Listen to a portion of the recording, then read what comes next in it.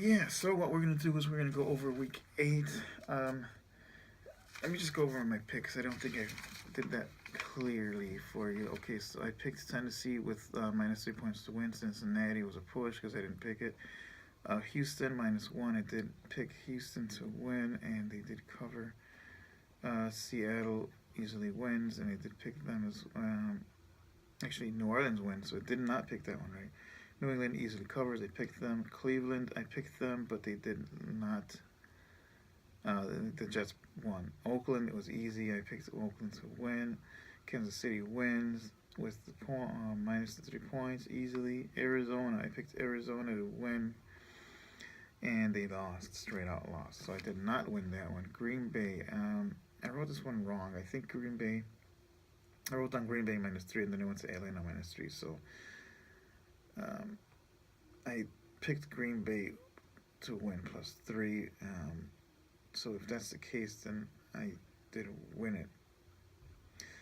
Denver -3.5 easily covers the spread against San Diego, and then Philadelphia does cover the spread, or Dallas covers a 5 point spread against Philadelphia, and then of course Minnesota outright loses. So Chicago, I lost that one, of course. So yeah, I think the Green Bay. I think I won the Green Bay game because they're out on Atlanta minus the 3 points, and I picked Green Bay to win, but Green Bay only lost by 1 point. Anyway, that's that. Let's go ahead and cover the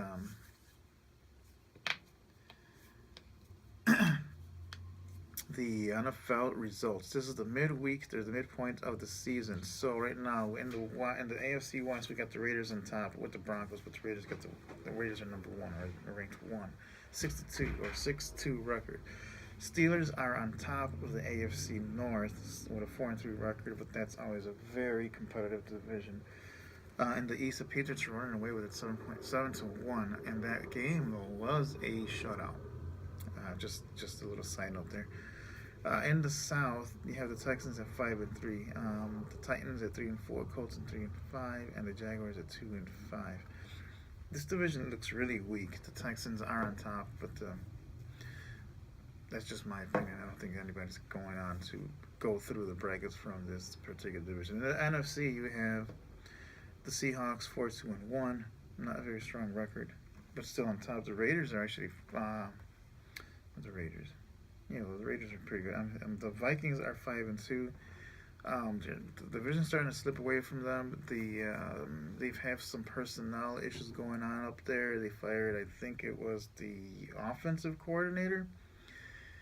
That's been kind of happening a lot in the NFL. I don't know if that's a trend. I don't know what the hell's going on with that, but maybe they'll do better. We'll have to wait and see. So midway through the season, I don't know. Whatever. Packers are 4-3. Lions are 4-4. And then the Bears are 2-6. And the Cowboys are running away with the division with 6-1 record. And Giants are 4-3. The Eagles are 4-3 as well. And then the Redskins are also 4-3-1. So the Cowboys are 6-1. So I mean that looks like. So right now I'm looking at the Cowboys and the Patriots that are running away with it. And also the Raiders looking pretty good. And then the Falcons. This is also both South divisions in the AFC and NFC are pretty weak. You have the Falcons at 5-3 and the same. Well, actually 6-3 because they won yesterday. Atlanta won 43-28. Saints are 3-4. Buccaneers are 3-4 or 5 because they actually lost to the Falcons last night. And then the Panthers are 2-5. They were only their second win, which they had last week. So the NFC champs are 2-5 this year. Wow, right? So I mean, the biggest takeaway here. Okay, let me just go over the West. 6-2 Raiders, 6-2 Broncos, Chiefs are 5-2, and the Chargers are 3-5. I like that division's very strong. I mean, of course, the AFC North is very competitive. Their records really suck right now. Patriots are running away with it. The Bills are 4-4. The Dolphins are 3-4. The Jets are 3-5. Texans are 5-3. The Titans are 3-4. The Colts are 3-5. The Jaguars are 2-5. So, I mean, the big picture here, what do we have? We have the Seahawks with a 4-2-1 record on top of the division. You got the Vikings with a 5-2 division. You got the Cowboys with a 6-1 division, and the Falcons with a 5-3. So the Cowboys to me look like the number 1 team that's going to be coming out of the NFC at the midpoint of the season. On the AFC side, the biggest, strongest team coming out is right now, of course, the Patriots. The Patriots are 7-1 and running away with the whole division. To me, a distant second is the Raiders or the Broncos. But that's always been the case, Patriots and Broncos. The Raiders are actually a contender to me right now in this league. That's the first time I said that, and the first time it occurs to me right now. So I mean, it's a great thing for you Oakland fans. I mean, Raider fans. If you can remember those days of the Bo Jackson, and then before that, commitment to excellence. Exciting time for them. I mean, I really feel for them. The teams that I had picked to go to go far are the Cardinals, and they're 3-4. In Vegas, I had put some money on the Texans. They're actually on top of the division at 5-3, but I don't really see them going anywhere. The other one, it was a long shot. I picked the Buccaneers to go all the way 3-4. Cardinals was just a hunch on mine, and the Buccaneers is just a crazy pipe dream. See when I can cash in on a team that has low odds of winning. So that's just a Vegas thing. Same thing with the Texans. But you know what? The Cowboys. I mean, if the Cowboys can continue to stay healthy and be good with these rookie guys, you might actually see these guys go farther than you've ever seen. I mean, we still got to see what kind of personnel move their top leadership will do. But yeah, they're looking great. Yeah. I mean, these guys can beat. I mean, of course, if you make it all the way up through the second half of the season, if you just continue to look that good. I look for them to go pretty far in the season, into the postseason.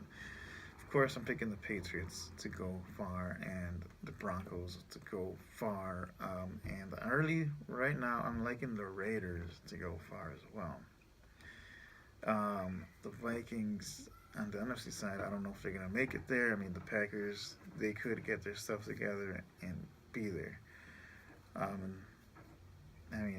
I don't know. I mean, of course, right now, it's very early, but those are just kind of my predictions to see what's going on midway through the season. We will have to wait and see how things go. Stand by. I'm going to try to get a video up to go ahead and predict and preview Week 9. And there was quite a few teams that are on by. The Cardinals are on a bye, the Bears are on a bye, the Bengals are on a bye, the Texans are on a bye, the Patriots are on a bye, and the Redskins are all on a bye. So, fantasy football-wise, that's a huge amount of teams that are off. So a lot of fantasy teams have to go ahead and struggle to get personnel in, get stuff off waiver wires, make last-minute trades, that kind of thing, just to get a complete team out there. Cardinals have some good guys, Bengals too, the Texans, and of course the Patriots are off, making things very difficult for you in fantasy football land. As far as Survivor, let me see. The biggest line so far that I'm looking at is Kansas City at home with a 7-point line. Seattle also at home with a 7-point line. I don't like Seattle at home to win against the, like I said, sleeper Buffalo team. So I would probably have to go this time with Kansas City to go on to just wipe the field with Jacksonville. That's going to be a Survivor pick of the week. In my opinion. Dallas, of course, at Cleveland. I think Dallas is a 7-point spread. Something ridiculous like that. That's another good one. I think it's Dallas, right? Yeah, Dallas at Cleveland. I usually don't like to pick road teams to win in Survivor, but I mean, Cleveland's not going to do anything against a rocked-up Dallas team. Those two are probably the most safest picks that I can think of, that I can see right now. And yeah, I mean, I guess that's it. I ran out of time here once again, and I will see you guys probably within a few minutes, an hour. See if I can put up the Week 9 predictions. Thanks again. It's me, the guy with no name.